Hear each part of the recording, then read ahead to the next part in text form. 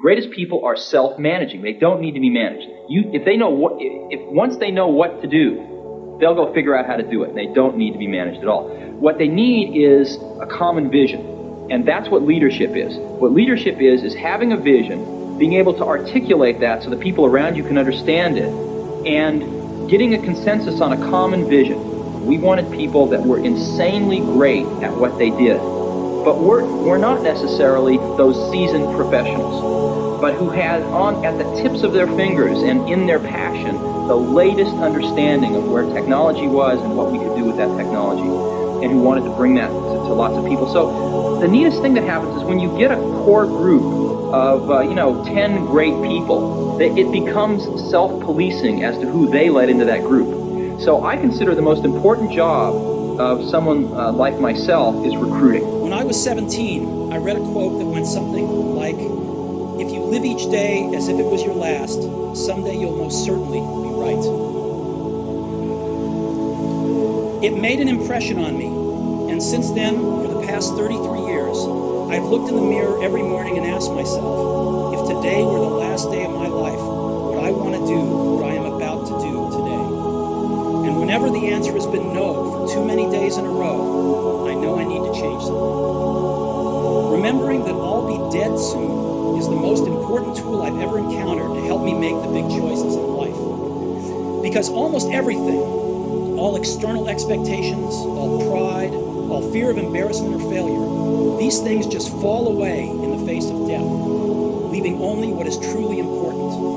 Remembering that you are going to die is the best way I know to avoid the trap of thinking you have something to lose. You are already naked.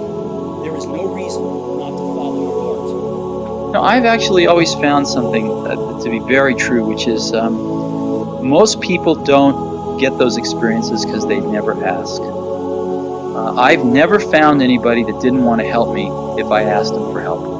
I always call them up. I called up, this will date me, but I called up Bill Hewlett when I was 12 years old, and he lived in Palo Alto. His number was still in the phone book.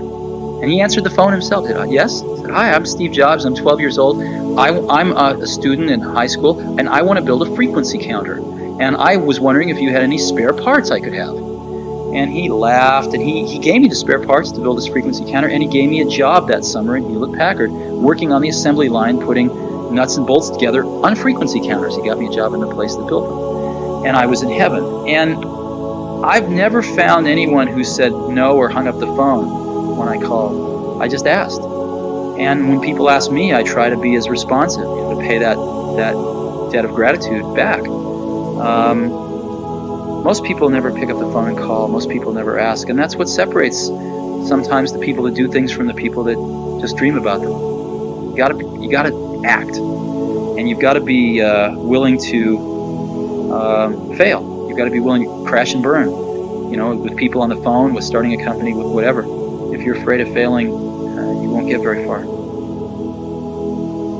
When you grow up, you tend to get told that the world is the way it is, and your life is just to live your life inside the world. Try not to bash into the walls too much. Try to have a nice family life. Have fun. Save a little money. But life, that's a very limited life. Life can be much broader once you discover one simple fact, and that is everything around you that you call life was made up by people that were no smarter than you. And you can change it. You can influence it. You can build your own things that other people can use. And the minute that you understand that you can poke life and actually something will, if you push in, something will pop out the other side, that you can change it, you can mold it. That's maybe the most important thing, is to shake off this erroneous notion that life is there and you're just going to live in it, versus embrace it, change it, improve it, make your mark upon it. I think that's very important. And however you learn that, once you learn it, you'll want to change life and make it better, because it's kind of messed up in a lot of ways. Once you learn that, you'll never be the same again.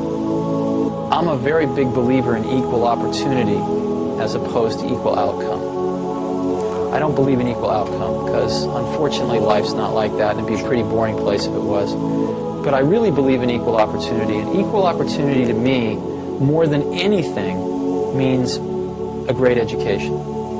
Probably, you know, the second, maybe even more important is a great family life, but I don't know how to do that. Not anybody knows how to do that. But it pains me because we do know how to provide a great education.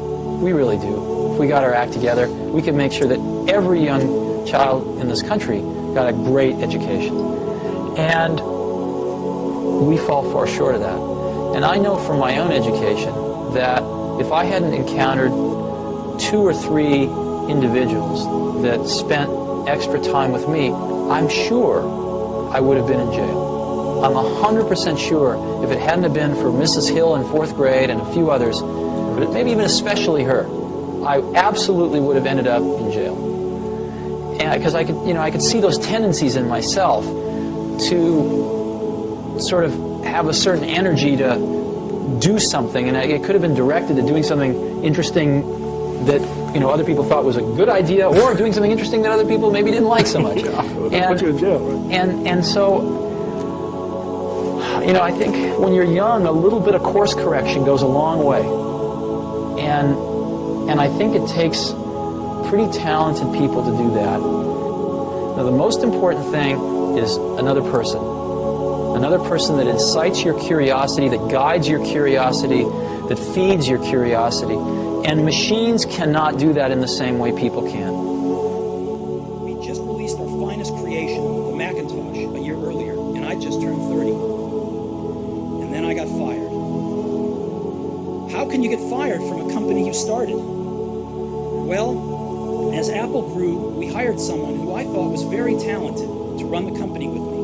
And for the first year or so, things went well. But then our visions of the future began to diverge, and eventually we had a falling out. When we did, our board of directors sided with him. And so at 30, I was out, and very publicly out. What had been the focus of my entire adult life was gone, and it was devastating. I really didn't know what to do for a few months. I felt that I had let the previous generation of entrepreneurs down, that I had dropped the baton as it was being passed to me. I met with David Packard and Bob Noyce and tried to apologize for screwing up so badly. I was a very public failure, and I even thought about running away from the valley. But something slowly began to dawn on me. I still loved what I did. The turn of events at Apple had not changed that one bit. I'd been rejected, but I was still in love. And so I decided to start over. I didn't see it then, but it turned out that getting fired from Apple was the best thing that could have ever happened to me. The heaviness of being successful was replaced by the lightness of being a beginner again, less sure about everything. It freed me to enter one of the most creative periods of my life. During the next 5 years, I started a company named Next, another company named Pixar, and fell in love with an amazing woman who would become my wife. Pixar went on to create the world's first computer-animated feature film, Toy Story, and is now the most successful animation studio in the world. And the technology we developed at Next is at the heart of Apple's current renaissance. And Lorene and I have a wonderful family together. I'm pretty sure none of this would have happened if I hadn't been fired from Apple. It was awful tasting medicine, but I guess the patient needed it. Sometimes life's going to hit you in the head with a brick. Don't lose faith. I'm convinced that the only thing that kept me going was that I loved what I did. You've got to find what you love. And that is as true for work as it is for your lovers. Your work is going to fill a large part of your life. And the only way to be truly satisfied is to do what you believe is great work. And the only way to do great work is to love what you do. If you haven't found it yet, keep looking and don't settle. As with all matters of the heart, you'll know when you find it. And like any great relationship, it just gets better and better as the years move on. So keep looking, don't settle. I had never dropped out. I would have never dropped in on that calligraphy class, and personal computers might not have the wonderful typography that they do. Of course, it was impossible to connect the dots looking forward when I was in college, but it was very, very clear looking backwards 10 years later. Again, you can't connect the dots looking forward. You can only connect them looking backwards. So you have to trust that the dots will somehow connect in your future. You have to trust in something, your gut,